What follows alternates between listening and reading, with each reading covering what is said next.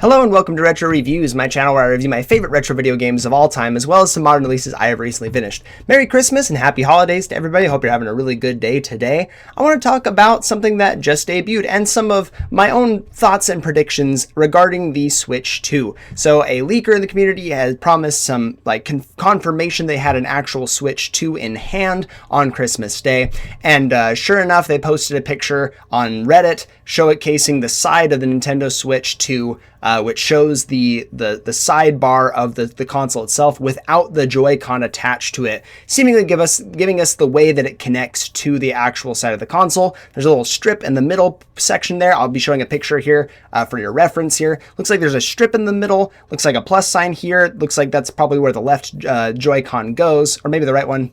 Trying to remember which side the plus is. I guess the plus is probably on the right side.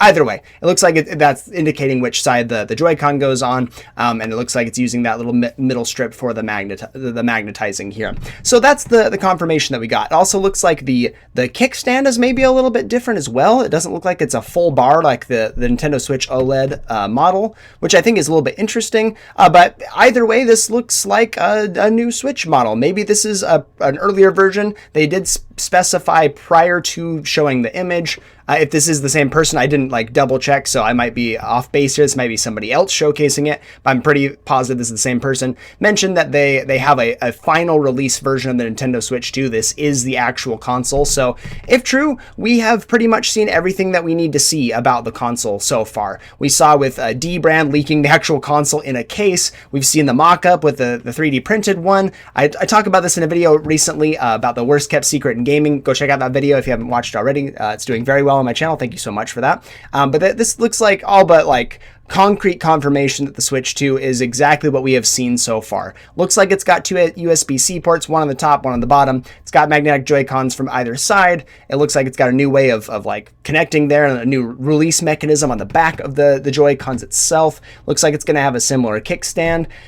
All in all, it looks like a bigger Nintendo Switch 1 with a little new bells and whistles here. It's not too much of a surprise. And I've seen lots of people speculating that Nintendo's racing with all these leaks coming out to announce it as soon as possible. I think that they are sticking to their plan. I thought they were going to probably to announce it sometime in December or January. It probably was just in the cards to release it after the holidays were over, so that way they could capitalize on the Switch 1, make sure that people are buying a Switch for their family before Christmas time, and then after Christmas time, they can announce the fancy new Switch 2 coming out in the summer so people can prep for that. That's kind of my theory on it, at least. I don't think Nintendo is scrambling to announce the Switch 2. I think they probably are seeing all the leaks. And if they didn't anticipate them before, they're probably now well, okay, yeah, we really need to get this out. So I'm going to do a couple predictions here about the Switch 2 for the announcement, for the launch lineup and stuff. I just want to do some of my own predictions based on the leaks I've seen, based on my own idea of how the industry is going, based on previous launches in the franchise. I just want to do a couple predictions here because I think I can do a pretty decent job here. So first and foremost, I do think the Nintendo Switch 2 will be announced in January. I think it'll be the first or second week. I'm going to call my shot on the first week of January here.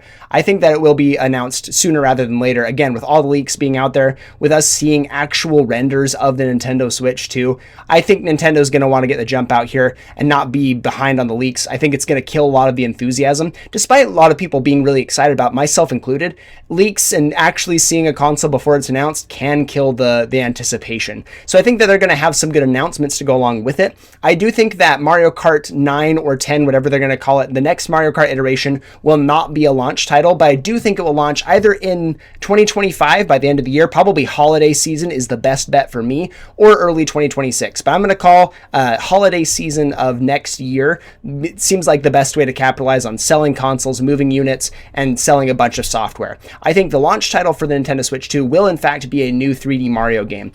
Just because it's been almost 8 years since we got Mario Odyssey, it just makes sense to be getting a new Mario game with a new console. Zelda was the console seller. I guess Zelda and Mario Kart 8 Deluxe were the console sellers when it launched. When the Switch did debut, more copies of Breath of the Wild sold than actual consoles out, people buying the extra special editions and stuff.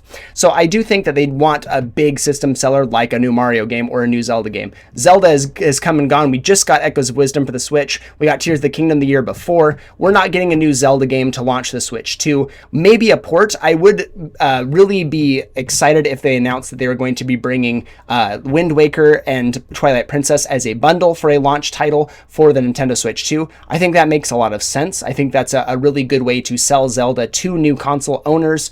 I think that they will leave it off the Nintendo Switch at this point, or maybe release it on both. Maybe they'll just do both so they can capture the audience as best they can. But I do think if we're going to get a Zelda game, it'll be something like that.